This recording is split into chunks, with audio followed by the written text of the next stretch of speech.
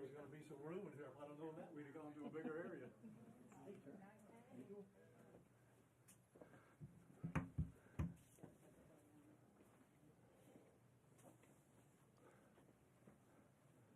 Okay, just a couple little housekeeping things here, in case you haven't been with me at a press conference. We, meaning the gentlemen that are up here, which is the U.S. Attorney, FBI, Secret Service, we're going to give you everything that we have. We're going to give you the latest updates. They're going to tell you what's going on with the investigation, everything. And then we're going to do a limited amount of questions. So make them good, all right? Don't get into what if and all this. Get legitimate questions. We got it? Yes, sir. Okay, everybody ready? Yes, sir. Okay. We're here today to give an update on the investigation in regards to the incident at Trump International.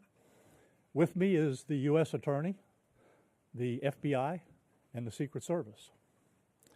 Just to give you a little information, as you well know, the road down there on Summit is still blocked off. It will be blocked off probably for the remainder of today and probably a good portion of tomorrow until some of the investigative things need to be done and finished. But we're accommodating people in and out, getting them to the library, getting them to the post office, so the public is not going to be that far inconvenienced. The security level at Mar-a-Lago is the highest it can possibly be now. The road closures are back in place and will remain there. The checkpoints are in place. And my commitment to the Secret Service is to give them every possible resource from PBSO. Once they determine the level of security that they need, they will get all the resources possible. So having said that, I'll let you talk to the U.S. Attorney. Thank you, Sheriff.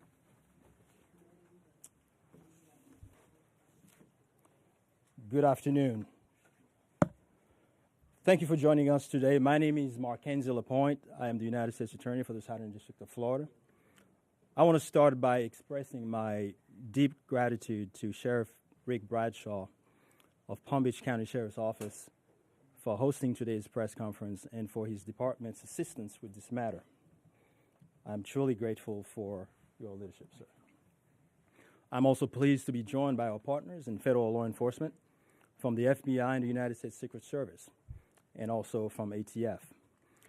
Joining us today for comments and announcements are Special Agent in Charge Jeffrey B. Veltri of the FBI Miami Field Office, and Acting Director of the U.S. Secret Service, Ron Rowe. I want to also thank the men and women in law enforcement who have been working around the clock in the initial phase of this ongoing investigation. Our partners include federal and local authorities who effectuated the apprehension of the defendant and have aided in ensuring federal charges were filed against him this morning. We're here to announce that Ryan Wesley Routh, 58 years old, of Hawaii, has been charged by a criminal complaint in the Southern District of Florida with firearms offenses related to an incident which occurred yesterday at Trump International Golf Course right here in West Palm Beach. Roth was charged federally with possession of a firearm by a convicted felon and possession and receipt of a firearm with an obliterated serial number. He had his initial appearance today before Magistrate Judge Ryan McCabe in the federal courthouse in West Palm Beach. According to the allegations in the complaint, a U.S. Secret Service agent walking the golf course perimeter saw what appeared to be a rifle poking out of the tree line. After the agent fired a service weapon in the direction of the rifle, a witness saw a man later identified as Ralph fleeing the area in the tree line. Ralph was later apprehended by officers from the Martin County Sheriff's Office in coordination with the Palm Beach County Sheriff's Office.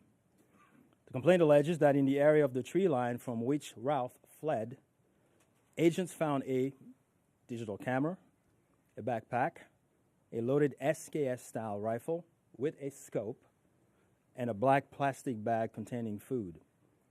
The serial number on the rifle was obliterated.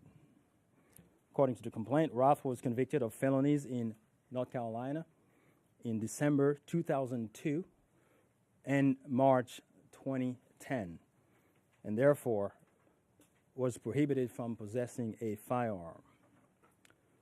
The FBI is leading this investigation, this ongoing investigation.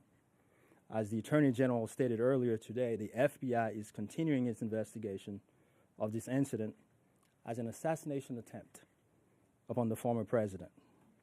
The investigation remains at its early stages. The entire Justice Department, including the FBI, the United States Attorney's Office for the Southern District of Florida, and the National Security Division are coordinating closely with our law enforcement partners to fully investigate and prosecute this matter. The charges we're announcing reflect the strong collaboration of the agencies represented here.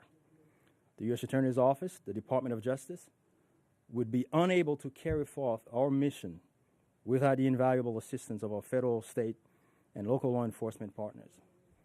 I would like to thank the Bureau of Alcohol, Tobacco, Firearms, and Explosives, and we have Chris Robinson here, Special Agent in Charge, and your Secret Service for the invaluable assistance they have been providing. I would also like to recognize the Palm Beach County and Martin County Sheriff's Offices for apprehending the defendant. Again, without the local authorities to assist in those things, it would be literally impossible to accomplish the things we're able to accomplish on the federal side. I want to personally express my gratitude to the attorneys with the U.S. Attorney's Office for the Southern District of Florida and the Counterterrorism Section of the Justice Department's National Security Division for their nonstop work over the last 24 to 30 hours. Together, we will continue to work tirelessly to ensure accountability and the pursuit of justice. At this time, I will invite FBI Special Agent in Charge Jeff Veltri to the podium. After Special Agent in Charge Veltri completes his remarks, Acting Director of the U.S. Secret Service, Ron Rowe, will provide remarks before we open the floor for a few questions. On our end, given that this is a pending matter before the court and the investigation is ongoing, all comments will be limited. Thank you very much. Jeff.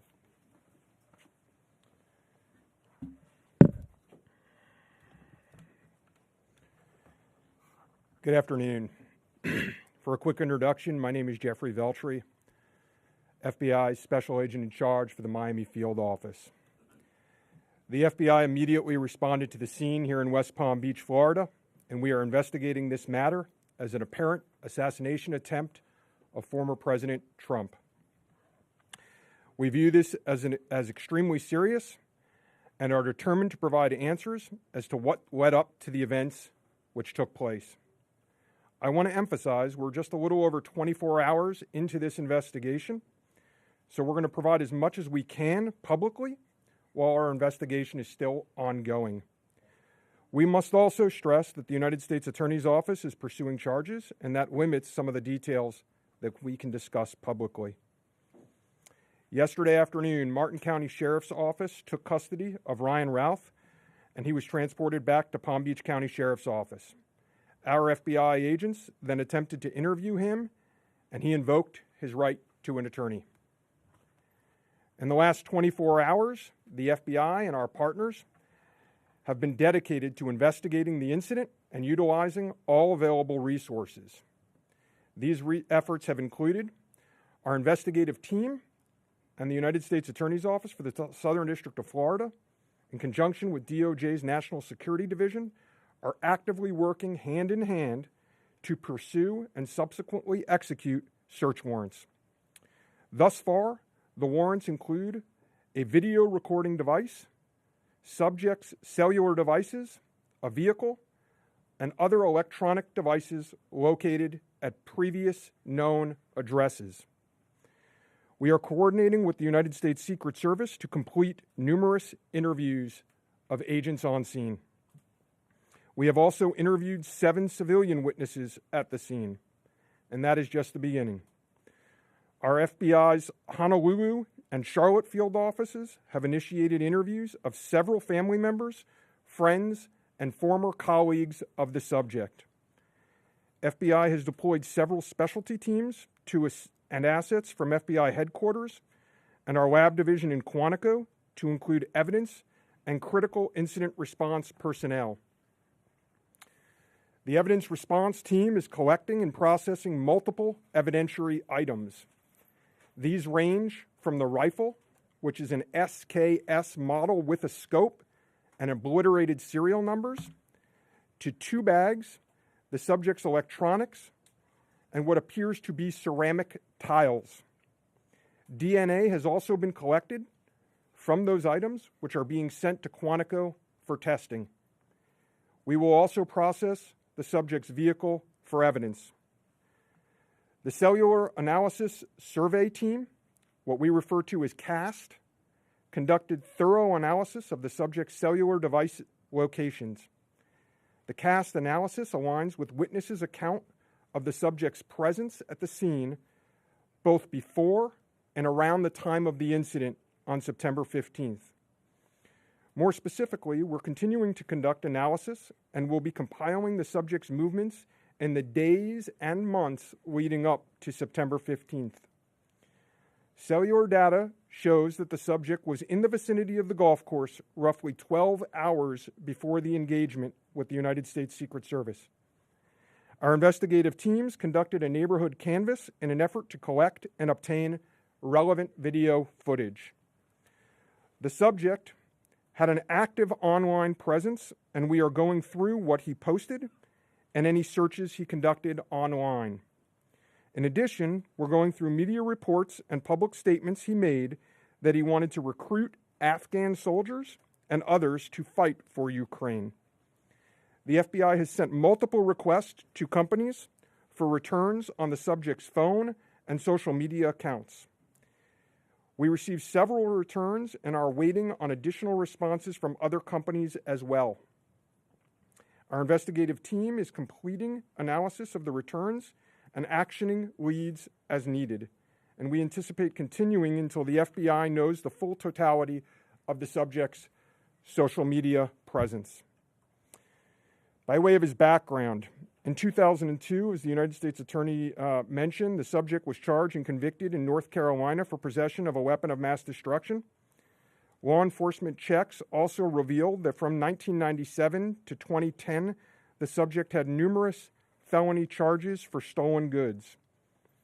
I can also share with you that he was the subject of a previously closed 2019 tip to the FBI where it was alleged he was a felon in possession of a firearm. In following up on the tip, the alleged complainant was interviewed and did not verify, I repeat, did not verify providing the initial information. The FBI passed that information to local law enforcement in Honolulu. On behalf of the FBI, I would like to thank the Palm Beach County Sheriff's Office and Martin County Sheriff's Office for their incredible work in actioning the witnesses' information and rapidly apprehending the subject. I would also like to thank the United States Secret Service, the United States Attorney's Office for the Southern District of Florida, the Department of Justice's National Security Division, the Bureau of Alcohol, Tobacco, Firearms, and Explosives, and our FBI field offices in both Honolulu and Charlotte, who have been conducting additional law enforcement activity related to the subject. Your continued partnerships have been invaluable. Oftentimes in law enforcement, we tell citizens to be vigilant and aware of their surroundings. Yesterday, a citizen provided remarkable assistance, which led to the arrest of this subject. We appreciate the public's diligence in passing potential tips and information regarding the subject and this incident to the FBI. If you have any information, please call 1-800-CALL-FBI or go online to tips, that's tips.fbi.gov. With that, let me turn it over to the United States Secret Service Acting Director, Ron Rowe. Good afternoon, everybody. Yesterday afternoon, this country was reminded of the heightened and dynamic threat environment that the United States Secret Service and its protectees face on a daily basis. Immediately following the assassination attempt of former President Donald J. Trump on July 13th, the Secret Service moved to increase assets to an already enhanced security posture for the former president. In the days that followed, President Biden made it clear that he wanted the highest levels of protection for former President Trump and for Vice President Harris. The Secret Service moved to sustain increases in assets and the level of protection sought. And those things were in place yesterday. At approximately 1:30 p.m., former President Trump was playing golf during an off-the-record movement to the Trump International Golf Course. A Secret Service advance agent supporting the front edge of the agency's layered approach to protection encountered an individual attempting to secrete himself in the woodline. This happened, the alleged gunman was on the public side of the fence near the 6th green. A layered approach of security is integral to the Secret Service's protective methodologies, and it's also the key to our success. As former President Trump was moving through the 5th fairway across the course and out of sight of the 6th green, the agent, who was visually sweeping the area of the 6th green, saw the subject armed with what he perceived to be a rifle and immediately discharged his firearm. The subject, who did not have line of sight to the former president, fled the scene. He did not fire or get off any shots at our agent. With reports of gunfire, the former president's close protection detail immediately evacuated the president to a safe location. The protective methodologies of the Secret Service were effective yesterday. The former president's protective apparatus allowed for the early identification of the threat and led to a safe evacuation. The increased assets directed by President Biden were in place yesterday. These included the counter-sniper team elements, counter-surveillance agents on the exterior, counter-assault teams partnered with local tactical assets from the Palm Beach County Sheriff's Office, and counter-unmanned aerial system elements. All of these entities were present yesterday. And while all of these assets were in place, as I've said publicly, we must satisfy the basic requirements of the Secret Service's protective methodologies. In partnership with local law enforcement, we did just that. And the agents' hypervigilance and the detailed swift action was textbook. And I commend them and our partners for an exemplary response in keeping former President Trump safe. And I will tell you, having served in local law enforcement in Palm Beach County, I can state that I am tremendously impressed and appreciative for all of the efforts of the Palm Beach County Sheriff's Office and Sheriff Schneider with the Martin County Sheriff's Office. But what was critical to this was the quick reaction, the response, the hypervigilance of the men and women of the United States Secret Service, who since July 13th have been rising to meet an unprecedented and hyper-dynamic threat environment. And they are rising to this moment, and I could not be more proud of them and the way they have executed, not only yesterday, but what they're doing today and what they are doing tomorrow and what they will always do because it is their duty. Thank you. Okay. All right. Well, go slow here, folks. All right. Don't everybody do it at once. Ask who you want to answer the question, and then give the question. I have a question for you, Director. Is there any evidence to suggest that the suspect knew that Donald Trump would be on the golf course at that time? And was the golf course searched thoroughly before the former president's arrival?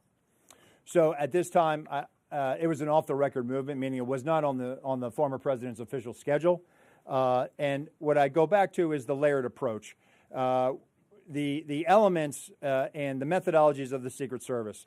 There was a front element.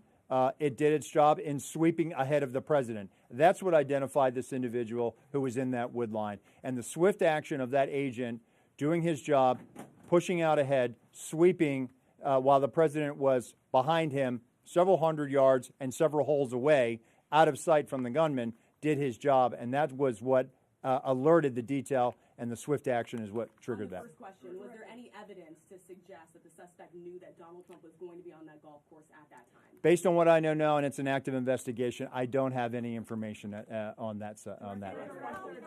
Well, Terry Parker. How many times did your agents go around the perimeter and scope out the golf course during the 12 hours that this guy was holed up in the shrubbery?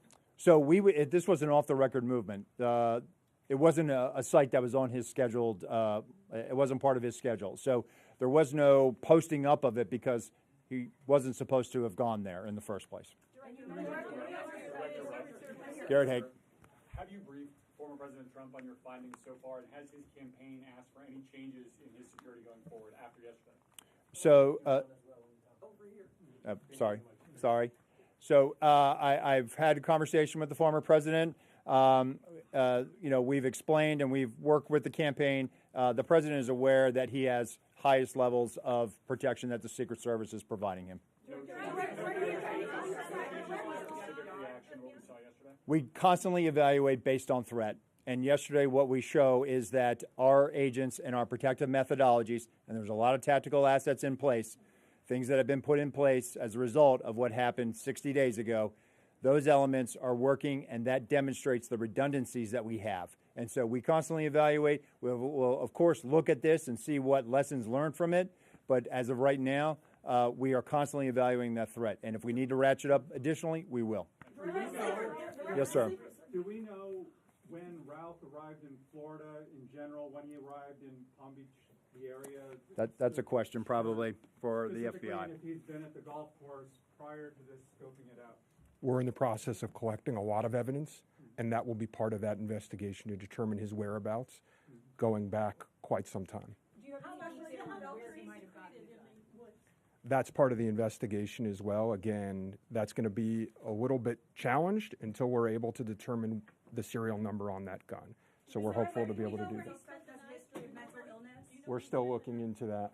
The sheriff mentioned about the highest level of protection, that they would lock down the golf course. Was that a miscommunication then, being that President Biden ordered the highest level of protection? Do you want to take this, Sheriff? Go ahead. Okay. So here's the deal. When it comes to Secret Service protection, we provide the highest level. So, for example, yesterday, counter-assault team elements. I'm not going to go into the number of personnel that we have out there, but we have the highest levels from Secret Service. When we work with the Palm Beach County Sheriff's Office, like, for example, yesterday, during that emergency action response, we had their local tactical team assets partner with our local tactical team assets. We had their helicopter up in the air, providing us 360 and situational awareness of the overhead for if there were any potential threats coming at us. So what we did yesterday was exercise our emergency plan based on the number of tactical assets and the highest level of protection that we are providing. The sheriff and I have talked. Now, clearly, when you go down Southern Boulevard right now and you try to get over to Palm Beach and you see the robust presence that's existing outside of Mar-a-Lago, the heavy uniform presence, the additional assets of the Secret Service. And for those of you that were here in 2017, when the president was in office, when you look at that footprint now and you look at it today, there's not much difference there. There's heavy uniform presence out there. And again, what I go back to is yesterday was an off-the-record movement. Off the record. And the president wasn't even really supposed to go there. It was not on his official schedule. And so we put together a security plan, and that security plan worked. Can I know that the Secret Service has asked for additional resources? Being in the vicinity, Special Agent Daughtry, in terms of him being in the vicinity, based on his phone records, is there any evidence to show that Ralph was in the vicinity in the area before Sunday? And when you say in the vicinity, does that mean right there at that spot in those bushes, or could it have been, down the street at a restaurant? It was in very close proximity to where he was spotted by the Secret Service. In terms of your first question, whether he was there earlier, our investigation is still looking to determine that. All right, whoa. We're going to do two more. You get one. Thank you. All right? Only two more. You get one. Okay, we understand that the Secret Service has asked Congress for additional resources since the Butler rally. Have you received those resources yet? So thank you for that question. So we are working. Look, the Secret Service operates under a paradox of zero-fail mission, but also that we have done more with less for decades. And this goes back many, many, many, many decades, right? What I can tell you is that we have immediate needs right now, and we have great support, not only from President Biden, and you saw his public statement today, where he said that he's going to direct his staff to make sure that the Secret Service has the resources it needs. We're having fantastic conversations with members of Congress. I've been up to the Hill last week. We are continuing to have those conversations, but the long and short of it is this. Coming out of Butler, I have ordered a paradigm shift. The Secret Service's protective methodologies work, and they are sound, and we saw that yesterday. But the way we are positioned right now in this dynamic threat environment, it has given me guidance to say, you know what, we need to look at what our protective methodology is. We need to get out of a reactive model and get to a readiness model. There could be another geopolitical event that could put the United States into a kinetic conflict or some other issue that may result in additional responsibilities and protectees of the United States Secret Service. And so we are working, we are making information available to all of our partners. And I just want to say that the commitment of Congress to the Secret Service throughout the years has been tremendous. And we will continue to work with them and Secretary Mayorkas, whose support in making sure that we're getting what we need has been phenomenal. He is one of our biggest champions and our advocate. And so we're having these conversations, and I feel confident that we will get what we need. We have immediate needs. We have future needs, too. I need to make sure that our counter snipers are the best trained counter snipers in the world, that they are exactly doing what we need them to do, and that they match counterparts in the military and Tier 1 forces. And right now, we are working with Congress to make sure that we get those for our training facility. We also have a necessary need to make sure that we're getting the personnel that we have. And that requires us to be able to have the funding to be able to hire more people. You can't just give me money and say, hey, we're going to make sure that everybody gets overtime. Because the men and women of the Secret Service right now, we are redlining them. And they are rising to this moment, and they are meeting the challenges right now. And if you look back at their body of work over the last 60 days, the Republican National Convention in Milwaukee, the Republican National Convention in Chicago, a visit of Prime Minister Netanyahu to Washington, D.C., and to West Palm Beach, which Palm Beach County Sheriff's Office supported. And then we go into the presidential debate in Philadelphia last week. And for those in the media that have been to a national special security event, if you saw the National Constitution Center last week, what you saw was pretty much a mini national special security event with the number of assets that were on that perimeter. And so our folks are rising to this moment, but it requires all of us to be able to have good conversations and make sure that we're getting the Secret Service where it needs to be. And I'm confident that we will achieve that because we don't have an alternative. Success, we have to have it every day. We cannot have failures. And in order to do that, we're going to have some hard conversations with Congress, and we're going to achieve that. Last question, one more. The special agent in charge of the FBI, Yes, sir. did he act alone? Did he have some kind of help? At this point, we're still exploring that, investigating that. Our investigation will determine that. We do not have information that he's been acting with anyone else at present. Do we know how long he's been in Florida when he arrived? Oh, you snuck one in there. At this point, the question. Our investigation is still determining that. Thank you. All right. Anyhow, nope, that's it. We're not gonna do any more. All right, you got a lot of information there. The last thing I will tell you is, like the director of the Secret Service says, you know, the president called me last night, President Trump. He thanked me for everything that we did along with the Secret Service. He knows we work great together, and he feels safe. That's important because he is. And what we did yesterday proves that the system can work because the suspect didn't even get close to getting a round off, and we apprehended him and brought him to justice. So we're very, very proud of that. Thank you, folks, for being here. I appreciate it. Sheriff, one more time for the record. How do you pronounce his last name, Sheriff? Is it Ruth or Ralph? I've heard both. I say Ralph, but you say tomato, I say tomato.